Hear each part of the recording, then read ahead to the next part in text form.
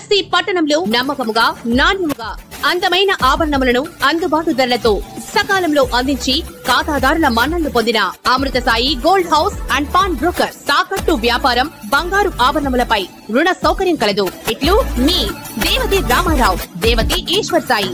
Amrutha Sai gold house and pawnbroker, గడియార స్తంభం వద్ద, కురిచేడు రోడ్, దర్శి.